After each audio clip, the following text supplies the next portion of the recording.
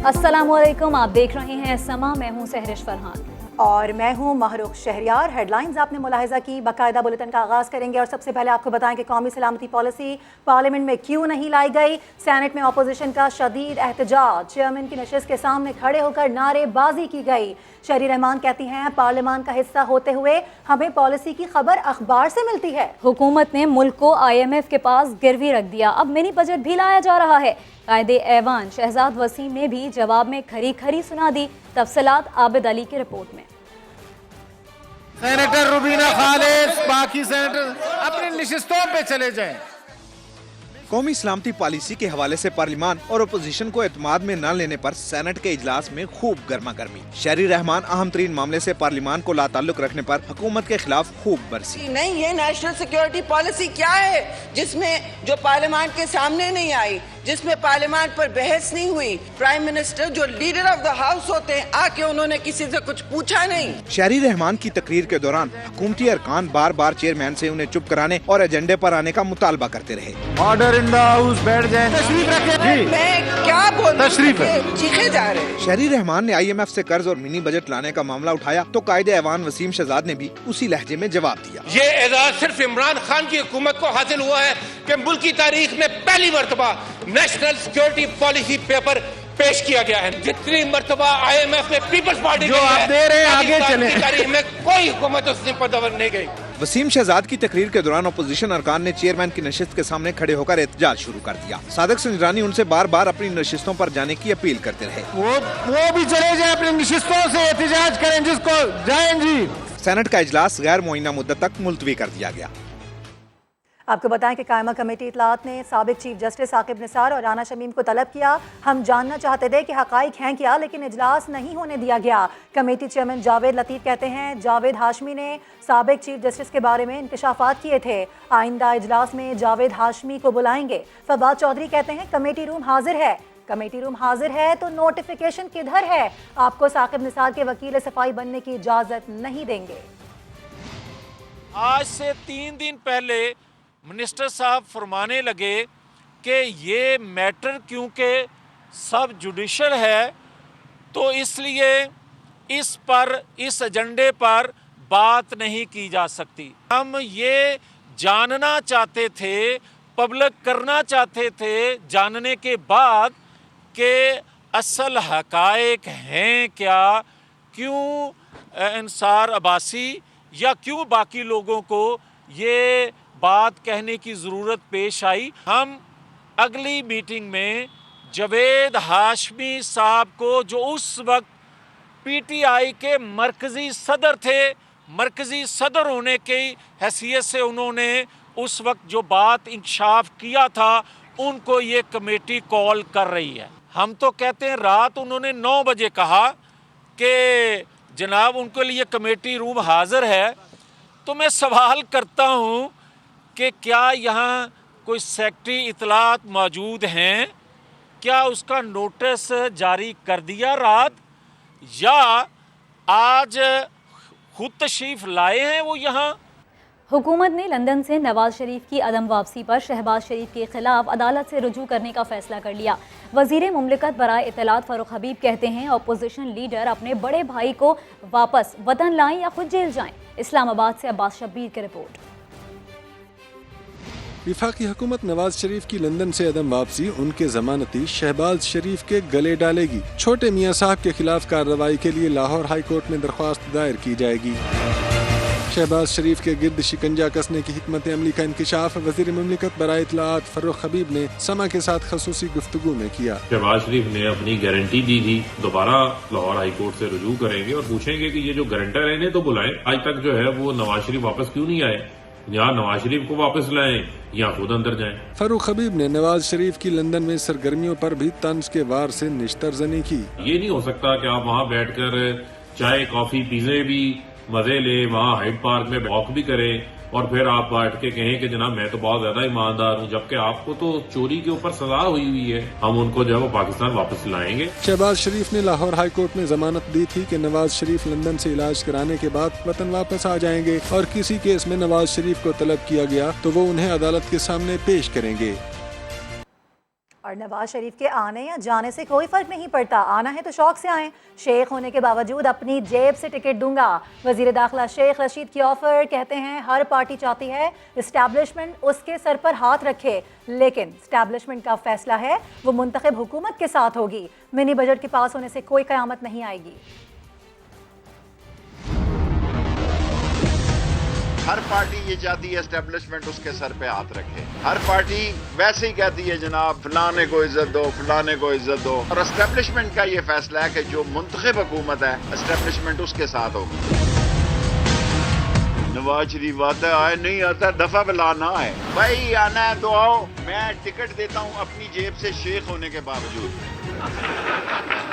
शेख ऐसा नुकसान का काम नहीं करते, वन वे टिकट देता हूँ आपको। आप बताएं किस दिन आना चाहते हैं, उस दिन का आपको वीजा और पासपोर्ट देता हूं।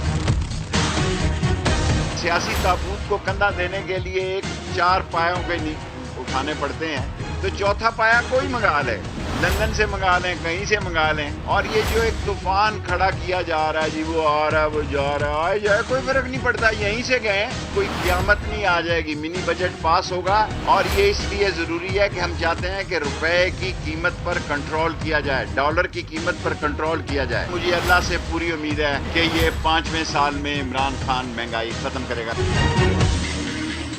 वज़ीर आला पंजाब के माविन खुसूसी हसन खावर का कहना है कि नवाज शरीफ को वापस लाने के लिए कानूनी पहलुओं पर गौर कर रहे हैं। शहबाज शरीफ को बतौर ज़मानती जवाब देना पड़ेगा। हसन खावर ने सवाल उठाया कि क्या पाकिस्तान आपके लिए सियासी सयाहती मरकज़ है। मोहसिन बिलाल की रिपोर्ट देखते हैं। तर्जुमान पंजाब हुकूमत हसन खावर की senior member board of revenue के हमरा प्रेस कॉन्फ्रेंस पंजाब में 8000 दही मराकज़ से माल बनाने का ऐलान किया। साथ ही सियासी मुखालिफिन को तनकीद का निशाना बनाया। उनका कहना था कि पाकिस्तान की मईशत को अपाहज करने वाले IMF प्रोग्राम पर बातें कर रहे हैं। मुल्क में अब डील या ढील की कोई गुंजाइश नहीं। हमें बातें बनाने वाले जो हैं उनके पास कोई मुतबादिल प्लान नहीं है, कोई रिफॉर्म का प्लान नहीं है। दूसरा, इनकी सियासत का पिलर है साजिश और डीलें। उनकी उम्मीदें, उनकी नजरें हमारे इत्तेहादियों के ऊपर लगी हैं। दूसरी जानिब लीगी तर्जुमान उस्मा बुखारी ने अपने रद्द-ए-अमल में कहा, पर्ची तर्जुमान को नवाज शरीफ के लेवल पर गुफ्तगू करना जेब नहीं देता। सियासी बोने खबरों में जिंदा रहने के लिए नवाज शरीफ का नाम इस्तेमाल करते हैं। कैमरामैन आसिफ शकील के साथ मोहसिन बिलाल, समा, लाहौर।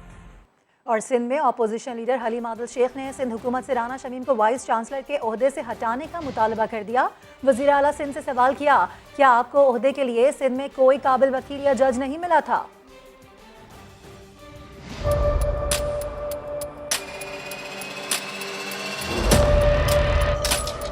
30 लाख रुपए एक highly paid vice chancellor of Pakistan Rana Shamim.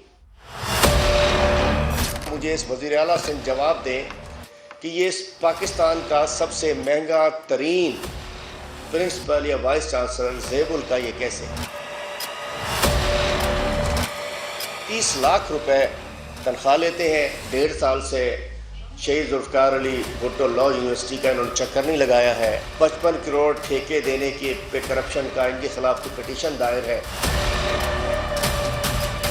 कि आपको पूरे सिंध में कोई इस काबिल नहीं मिला था जिसको लॉ आता हो कि जिसको आप यहाँ लगा दें। ये हमारे आप लॉ किससे पढ़वा रहे हैं? वो शख्स जिसने कानून को हाथ में लिया, वो शख्स जिस पर तौहीन अदालत की कार्रवाई हो रही है, जिसने जिसने किसी के घर पे जाके बयान हल्फी रिकॉर्ड कराया हो, किसी की गुलामी में अदलिया को बदनाम करने की कोशिश की गई हो। शहीद जुल्फ़िकार अली भुट्टो के नाम की लाज रख लो, राना शमीम को उठा के बाहर फेंको। नस्ला टावर के फैसले में पता चला कि मंजूर काका भी शामिल है। तो पहले ये तो बताएं कि मंजूर काका किसका काका है? मंजूर काका जिसका काका है उनको तो पकड़ो पहले। जियाले रहनुमा मंजूर वसान की नई पेशगोइयों के साथ एंट्री। दावा किया कि अगले बरस सियासी गहमा गहमी उरूज पर होगी। नवाज शरीफ मार्च से पहले पाकिस्तान नहीं आएंगे। बिलावल की शादी 2022 या 23 में वजीर आजम बनने के बाद होगी। मजीद उन्हीं की ज़बानी। मार्च से पहले नवाज शरीफ को नहीं देख रहा हूँ। मार्च से पहले नवाज शरीफ को नहीं देख रहा हूँ, मार्च के बाद। लेकिन ये साल कमिंग साल आएगा, बड़े इसमें प्रोसेशंस होंगे, जुलूस होंगे, प्रोटेस्ट होंगे और वोट ऑफ नो कॉन्फिडेंस होगा या रिजाइन दिया जाएगा। 2022 बड़ा खतरनाक दूसरे सालों से बहुत मुख्तलिफ होगा। यकीनन इमरान खान दोबारा तो आ ही नहीं सकता है, वो तो आएगा ही नहीं। मुकाबला होगा नवाज लीग और पीपल्स पार्टी का, और इमरान खान का फ्यूचर में अच्छा नहीं मुझे नजर नहीं आ रहा है। फजल रहमान को जो कुछ मिलना था मिल गया, अब है बारी हमारी और नवाज की। शादी 2022 या 23 में होगी, वजीर आजम बनने के बाद होगी। और अभी खबर यह है कि मुल्क में गैस बहरान संगीन हो रहा है। काबीना की तवानाई कमेटी ने खबरदार कर दिया। कमेटी का कहना है गैस की तलब पूरी करने के लिए LNG टर्मिनल्स और जखीरा करने की सलाहियत बढ़ाना होगी। इस्लामाबाद से रिपोर्ट करेंगे वहाब कामरान। नेपरा ने नवंबर की फ्यूल एडजस्टमेंट की मद में बिजली 1 माह के लिए 4 रुपये 33 पैसे फ़ी यूनिट महंगी करने की दरख्वास्त पर फैसला महफूज कर लिया। दरख्वास्त पर समाअत चेयरमैन नेपरा तौसीफ एच फारूकी की सरबराही में इस्लामाबाद में हुई। समाअत के दौरान चेयरमैन नेपरा ने कहा कि कोल पावर प्लांट से बिजली की पैदावार कम क्यों हुई। नेशनल पावर कंट्रोल सेंट्रल हुक्काम ने बताया कि हब चाइना और थरकोल समेत कुछ प्लांट्स बंद थे जिसकी वजह से पैदावार कम हुई। चेयरमैन नेपरा ने कहा कि आपको बिजली जितनी महंगी मिले आप उसकी परवाह नहीं करें। और नस्ला टार की गैर कानूनी तामीर करने वालों के गिर्द घेरा तंग। गुज़िश्ता रोज़ मुकदमा दर्ज हुआ। आज पुलिस तफ्तीश के लिए SBCA के दफ्तर जा पहुंची। SP इन्वेस्टिगेशन अल्ताफ़ हुसैन का कहना है कि अभी कोई गिरफ्तारी नहीं हुई। फहरिस्तें मांग ली हैं, जिम्मेदारों का तयन करने के बाद गिरफ्तारियां भी होंगी।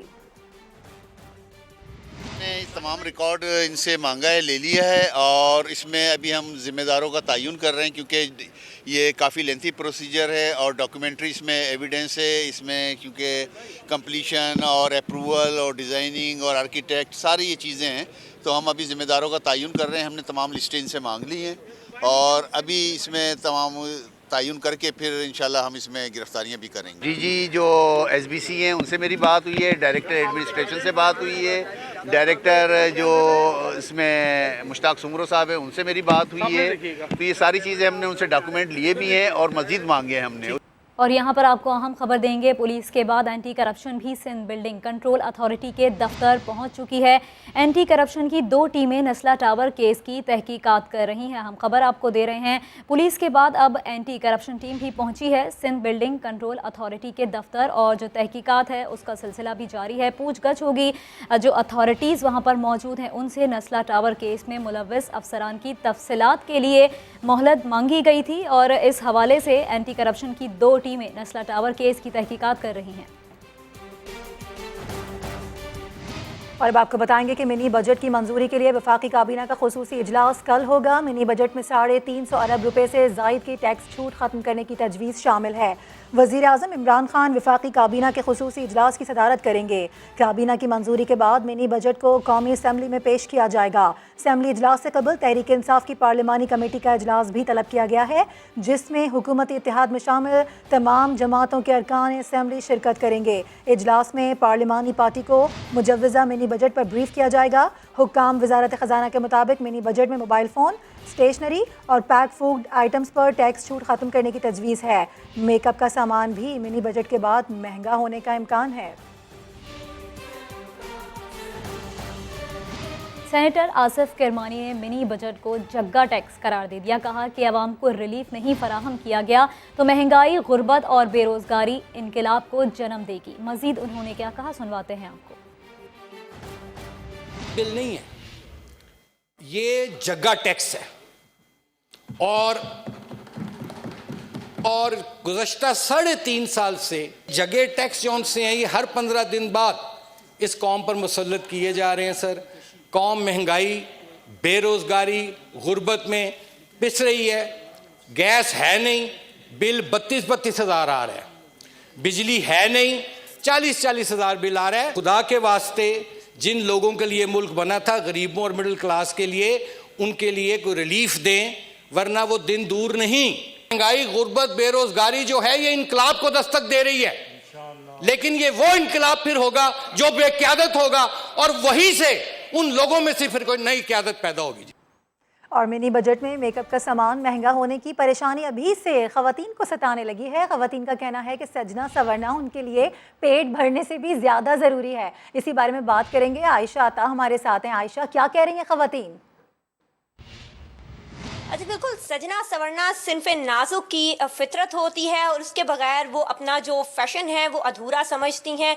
और कहा यह जा रहा है कि जैसा कि कॉस्मेटिक का सामान मिनी बजट के आने से मज़ीद महंगा हो जाएगा, तो इससे ख़वातीन क्या राय रखती हैं। मैं एक पार्लर में मौजूद हूँ और यहाँ पर बहुत सारी ख़वातीन आई हुई हैं जो मेकअप करवा रही हैं, डिफरेंट ट्रीटमेंट्स भी ले रही हैं। इनसे हम जानते हैं। मैं पार्टी मेकअप करवाती रहती हूँ, अब भी करवाने आई हूँ, तो मज़ीद चार्जेस बढ़ रहे हैं, तो ये तो हमारे लिए बहुत मुश्किल है। कुछ और भी ख़वातीन हमारे साथ मौजूद हैं, इनसे भी बात करते हैं। हम सजना संवरना तो छोड़ नहीं सकते हैं। प्राइम मिनिस्टर से बस यही दरखास्त है कि वो कॉस्मेटिक का रेट ज़रा कम करते हैं। खवातीन का ये कहना है अगर ये सामान मज़ीद महंगा हो जाता है तो यकीनन इनके लिए परेशानी का बायस बनेगा। जी, बहुत शुक्रिया आयशा आपका। कोरोना ज़दा दुनिया में साल 2021 मुआशी सरगर्मियों में तेज़ी के साथ तुलू हुआ था, लेकिन ये साल महंगाई में दुगना इजाफा करके गुरूब हो रहा है। टैक्स रेवेन्यू, बरामदात, तरसीलाते ज़र और सनती पैदावार में नुमाया इजाफा हुआ, लेकिन डॉलर की ऊंची उड़ान और तजारती खसारे ने बड़े मुआशी मसाइल पैदा किए। इस्लामाबाद से शकील अहमद की रिपोर्ट। साल 2021 मुआशी लिहाज से हंगामा खेज रहा। हुकूमत का पूरा साल IMF की कड़ी शराइत पूरी करते और फायर फाइटिंग में गुजर गया। बिजली टैरिफ, पेट्रोलियम डेवलपमेंट लेवी, ग़िज़ाई अजनास की कीमतों, ट्रांसपोर्ट किरायों में इजाफा किया गया। इन इक़दाम से महंगाई की शरह 5.7% से बढ़कर 11.5% तक पहुँच गई। माहिरीन ने मसाइल की जड़ IMF के कर्ज प्रोग्राम को करार दे दिया। इन्फ्लेशन की वजह आपकी है IMF का एग्रीमेंट है। जितने आप टैक्सेस डालते जाएंगे आपके इन्फ्लेशनरी प्रेशर्स बढ़ेंगे। मैं समझता हूँ आपको IMF प्रोग्राम को बड़े कड़वे जहन के साथ, बड़ी बिटर पिल टू स्वालो करके ना आपको खत्म करना पड़ेगा। 2021 के दौरान बरामदात और तरसीलाते ज़र में 27%, टैक्स रेवेन्यू में 36% से ज्यादा इजाफा हुआ, मगर तजारती खसारा 20.64 अरब डॉलर और करंट अकाउंट खसारा 7 अरब डॉलर से तजावुज कर गया। रुपए की कदर गिरने से एक साल में डॉलर 20 रुपए से जायद महंगा हुआ। इंटरबैंक रेट 159 से बढ़कर रिकॉर्ड 178 रुपए तक पहुँच गया। रुपए की डिवेल्यूएशन है, ये सिर्फ हुकूमत की नाकस मनसूबाबंदी और उसकी नाकाम मुआशी पॉलिसियाँ हैं और इसके नतीजे में पाकिस्तान में बदतरीन महंगाई पैदा हुई है।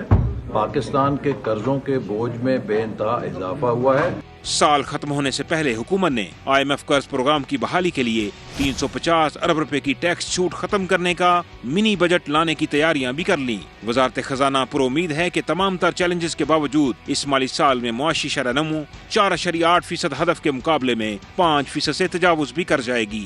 शकील अहमद, समा, इस्लामाबाद। और अभी आपको बताएं कि इलेक्शन कमीशन ने बनू की तहसील कक्की में चेयरमैन के इंतखाब के खिलाफ दरख्वास्तों पर फैसला महफूज कर लिया है। जुल्करनैन इकबाल हमारे साथ हैं, उनसे बात करेंगे। जुल्करनैन, बताइएगा इस हवाले से क्या तफसीलात आ रही हैं? देखिए, PTI के जुनैद रशीद यहाँ से इब्तदाई नताइज के मुताबिक कामयाब करार पाए थे, तहम JUI जमात आजाद उम्मीदवार ने इलेक्शन कमीशन से रुजू किया था। 24 तारीख को गुज़िश्ता समाअत हुई थी जिस पर इलेक्शन कमीशन ने हतमी नताइज मुरतब करने से रोका था, लेकिन रिटर्निंग अफसर आज पेश हुए और कहा कि 24 को इलेक्शन कमीशन के अहकामात मौसूल हुए, तमाम 23 को ही हतमी नताइज मुरतब किए जा चुके थे। इस हवाले से इलेक्शन कमीशन में मौक़िफ़ इख्तियार किया गया। दरखास्त गुजार के वकील की जानिब से कि किसी उम्मीदवार को नताइज मुरतब करते हुए नहीं बुलाया गया, जो कि कानूनी तौर पर लाजमी था। तमाम इलेक्शन कमीशन ने दलाइल सुनने के बाद फैसले को महफूज कर लिया, जो मुनासिब वक्त पर सुनाया जाएगा। ठीक है, बहुत शुक्रिया आपका तफसीलात के लिए जुल्करनैन। बल्दियाती तरमीमी ऑर्डिनेंस की पंजाब असम्बली से मंजूरी का मामला। हुकूमत और अपोजिशन अरकान पर मुश्तमिल 23 रुकनी कमेटी कायम कर दी गई है, जिसका पहला इजलास आज होगा। इसी पर बात करेंगे, हमारे नुमाइंदे मोहसिन बिलाल हमारे साथ हैं। मोहसिन, तो इजलास कब शुरू हो रहा है फिर? जी बिल्कुल, पहले दोपहर 2 बजे का वक्त दिया गया था जितने भी अरकान हैं कमेटी में, लेकिन उसके बाद जो वक्त है वो एक्सटेंड कर दिया गया है। 23 रुकनी कमेटी के जो सरबराह हैं वो सरदार फारूक दरीशक होंगे, जबकि सूबाई वजीर कानून राजा बिशारत, मियाँ महमूदुर रशीद, हाशिम जवाब बख्श समेत जो है वो काफ लीग, पीपल्स पार्टी और नून लीग के अरकान को भी इसमें शामिल किया गया है। नून लीग की जानिब से पंजाब असम्बली में ये मुतालबा किया गया था कि ये जो बल्दियाती मसवदा है, तरमीमी आर्डिनेंस भी आप लाए हैं, ये इंतहाई अहम मामला है, तो इसमें जो है वो अपोजिशन की तजावीज़ को भी शामिल किया जाए, जिसके बाद 23 रुकनी कमेटी कायम कर दी गई और आज स्पीकर ने बाकायदा नोटिफिकेशन भी जारी किया। बहुत शुक्रिया आपका। पाकिस्तान ने सिंध तास मुआहदे की खिलाफ वर्जियों पर भारत को एहतजाज रिकॉर्ड करवा दिया है। इसी पर बात करेंगे मोहम्मद लुकमान से। लुकमान, बताइए पाकिस्तान ने क्या मौक़िफ़ इख्तियार किया है? बिल्कुल, पाकिस्तान ने भारत से ये बड़ा कम्युनिकेट किया है कि जो दरिया सिंध पर 6 नए जो डैम बना रहा है या हाइड्रो प्रोजेक्ट जो बना रहा है इंडिया, वो मुतनाज़ा है। जो इंडस वाटर कमीशन के तहत इंडिया के पास ये जवाब नहीं है कि वो ये डैम बना सके या हाइड्रो प्रोजेक्ट बना सके, तो उसमें कम्युनिकेट कर दिया गया। और ये जो कम्युनिकेशन है बड़ी इम्पोर्टेंस इसलिए आते है कि 31 मार्च तक पाकिस्तान और भारत का जॉइंट कमीशन का इजलास होना है लाहौर या इस्लामाबाद में। उससे पहले बता दिया गया कि जनाब अब जब आप आएंगे तो हम ये जो इशू रेज करेंगे, और ये बता दिया गया। और ये पहली दफा नहीं है, इंडिया से पहले भी इंडस पे, चिनाब पे, रावी पे और दीगर जितने दरिया भी हैं, जहाँ पे भी पाकिस्तान का थोड़ा राइट बनता है वो उसमें ये डैम या हाइड्रो प्रोजेक्ट। ठीक है, बहुत शुक्रिया। सिलसिले में आप अपडेट कर रहे थे मोहम्मद लुकमान। एडमिनिस्ट्रेटर कराची ने शाह फैसल कॉलोनी में बहाली के बाद मिसाली पार्क का इफ्तिताह कर दिया। 13 साल में सिंध को एक बस न देने वाली हुकूमत के तर्जुमान ने कराची वालों को आइंदा साल मिसाली बस सर्विस नजर आने की खुशखबरी सुना दी। पानी के मसाइल हल करने में टाइम लगेगा, सेवरेज के मसाइल हल करने में टाइम लगेगा, ट्रांसपोर्ट के मसाइल हल करने में टाइम लगेगा। इन तमाम चीज़ों के ऊपर काम हो रहा है। हमने बजट में पैसे अप्रूव किए थे कराची में 240 बसेस के लिए। वो पैसे अप्रूव होने के बाद उसकी प्रोक्योरमेंट का प्रोसेस कंप्लीट हो चुका है, ऑर्डर्स प्लेस कर दिए गए और इंशाल्लाह उन 240 बसेस में जो पहला ट्रांच है 50 बसेस का, वो 31 जनवरी के आसपास इंशाल्लाह कराची शहर में आ जाएगा। तो आपको वो मिसाली बस सर्विस भी कराची शहर में नज़र आएगी। काला बोर्ड के एरिए के हवाले से कि वहाँ पर सड़कों का बड़ा बुरा हाल है। अच्छी खबर ये सुनाना चाहूँगा कि उसका टेंडर का प्रोसेस फ्लोट हो चुका है और 6 जनवरी को इंशाल्लाह उसकी बिड खुलेगी और बिड खुलने के बाद जो कानूनी तरीक़ेकार है उसके तहत वहाँ का काम स्टार्ट कर दिया जाए। कराची वाले देखेंगे कि NQM ने क्या किया, PTI ने क्या किया और पाकिस्तान पीपल्स पार्टी क्या कर रही है। अभी खबर यह है कि इस्लामाबाद में कोरोना की नई किस्म ओमिक्रॉन के मजीद 3 केसेस रिपोर्ट हुए हैं, जिसके बाद मरीजों की मजमूई तादाद 20 हो गई है। इस्लामाबाद के डिस्ट्रिक्ट हेल्थ ऑफिसर ने बताया कि ओमिक्रॉन के मरीजों के साथ रहने और मिलने जुलने वालों को ट्रेस किया जा रहा है। ओमिक्रॉन से निपटने के लिए ज़िला महकमा सेहत की टीमें मुतहरिक हैं।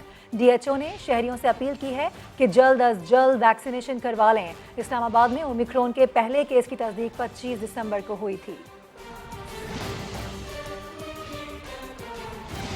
कोरोना केस बढ़ने पर सऊदी अरब में मास्क पहनने के अलावा समाजी फासला इख्तियार करने की पाबंदी को दोबारा आयद कर दिया गया है। इसी पर बात करेंगे मकामी सहाफ़ी नूरुल हसन गुज्जर से। नूर, बताइए क्या सूरत हाल है?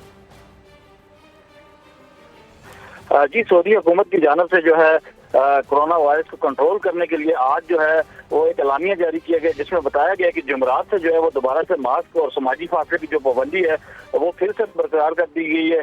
और खुली जगह हो या शादी हाल या दीगर मकामात, उनमें एक तो समाजी फासला जो है वो दोबारा से जो है लागू कर दिया गया और दूसरा मास्क जो है उसकी पाबंदी जो है वो लाजमी करार दे दी गई है। और ये इतलाक जो है वो कल से जो है लागू होगा और इसकी खिलाफवर्जी करने वाले पर जुर्माना आयद किया जाएगा। बहुत शुक्रिया, आपने आगाह किया नूर।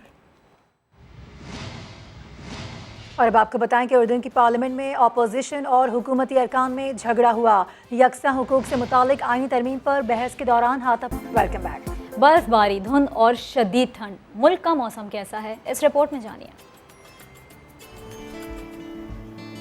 पहाड़ों से मैदानों तक बेशतर मुल्क पर सर्द मौसम छाया है। बालाई इलाके बर्फबारी से सफेद पड़ चुके हैं। कालाम और स्कर्दू में जाड़ा सख्त है। कोयटा और कल्लात में पारा -6 तक गिर गया।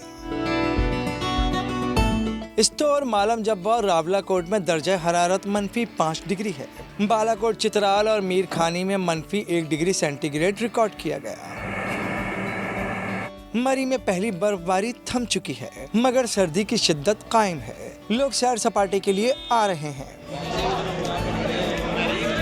जबकि पंजाब और खैबर पख्तूनख्वा के मैदानी इलाकों में धुंध ही धुंध है। लाहौर जाने वाली ट्रेनें वक्त पर नहीं पहुंच रही, 5 से 2 घंटे तक ताखीर का शिकार हैं।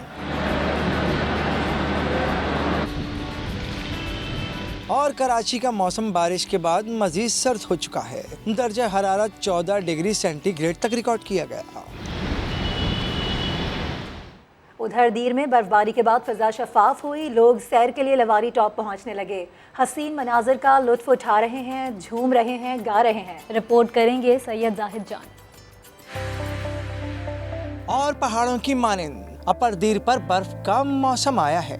बर्फबारी के बाद जब फिजा साफ शफाफ हुई, मनाजिर निखर गए। लोग दूर दूर से सैर के लिए पहुंचने लगे। लवारी टॉप की सुरंग का रुख करने लगे। बच्चे बर्फ से खेलने कूदने लगे। और यहाँ पर हम आए हैं अपनी फैमिली के साथ। यहाँ पर बहुत एंजॉय कर रहे हैं। यहाँ पर बहुत ज़्यादा स्नो है। बहुत से लोग रिश्तेदारों के साथ बर्फबारी देखने आए। लाहौर से आए हैं। लाहौर में क्योंकि बर्फ़ नहीं होती तो हम यहाँ देखने आए थे और काफ़ी बर्फ़ पड़ी है और बहुत एंजॉय कर रहे हैं। हम अपने बहन भाइयों के साथ, कज़न्स के साथ खेल रहे हैं और बहुत मज़ा आ रहा है। इस मौके पर लोग झूम रहे हैं, गा रहे हैं। बर्फबारी के बाद कहीं कहीं सफाई का काम भी जारी है ताकि सयाहों को घूमने फिरने में सहूलत रहे। सैयद जाहिद जान, समा, लुआरी दीर। और अभी खबर यह है कि आईसीसी ने men's T20 cricketer of the year award के लिए 4 खिलाड़ी नामजद कर दिए। पाकिस्तान के मोहम्मद रिजवान भी शामिल हैं, जबकि women cricketer of the year award के लिए पाकिस्तान की फातिमा सना को भी नामजद किया गया है। पाकिस्तान के मोहम्मद रिजवान ने रवां साल T20 इंटरनेशनल में रन्स के अंबार लगा दिए। 29 मैचेस में 73 की औसत से रिकॉर्ड 1326 रन्स स्कोर किए। इंग्लैंड के जोस बटलर, श्रीलंका के हसारंगा और ऑस्ट्रेलिया के मिचेल मार्श को भी कैटेगरी में नामजद किया गया है। Women cricket of the year award के लिए नामजद 4 क्रिकेटर्स में पाकिस्तान की फातिमा सना भी शामिल हैं। और अब लाहौर में आबी हयात के अजायब घर की सैर कराएंगी आयशा अता। पाकिस्तान में पाई जाने वाली आबी हयात का पहला म्यूजियम लाहौर में बनाया गया है, जहां ताज़ा पानी की मछलियों, आबी परिंदों और कीड़े मकोड़ों को महफूज किया गया है। आइए आज आपको इस म्यूजियम की सैर करवाते हैं।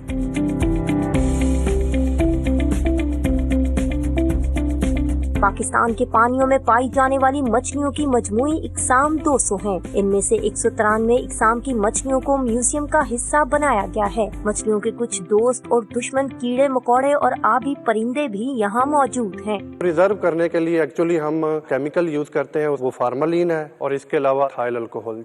दूसरी होती है ड्राई प्रिजर्वेशन, उसमें हम स्टफिंग करते हैं फिश की। मनावा में कायम अजायब घर की खास बात ये है कि इसमें सिर्फ वही मछलियाँ और कीड़े जमा किए जाते हैं जो पाकिस्तान की आबी गुजरगाहों, दरियाओं और नदी नालों में पाए जाते हैं। अलग अलग हर दरिया की अलग अलग डिस्प्ले की हुई हैं और फिशरीज की जब हम बात करते हैं तो उसमें दरियाओं और हमारे नदी नालों की जो मछलियाँ हैं वो भी इसमें काउंट होती हैं। म्यूजियम का इल्म न होने की वजह से आम शहरियों के इधर आने का रुझान कम है। म्यूजियम का हिस्सा बनाई गई बहुत सी मछलियाँ और कीड़े मकोड़े ऐसे भी हैं जिनकी नस्ल मादूमी के खतरे से दो चार है। ऐसे में महकमा फिशरीज डिपार्टमेंट इनकी बहाली के लिए भी इकदाम उठा रहा है। कैमरामैन जवाद यहिया के साथ आयशा अता, समा, लाहौर। और इसी के साथ न्यूज़ बुलेटिन से फिलहाल इतना ही। हर खबर के लिए विजिट कीजिए हमारी वेबसाइट sama.tv। इसके अलावा आप हमें फेसबुक और ट्विटर पर भी फॉलो कर सकते हैं। एक ब्रेक के बाद आपसे मिलेंगे हेडलाइंस के साथ। देखते रहिए समा।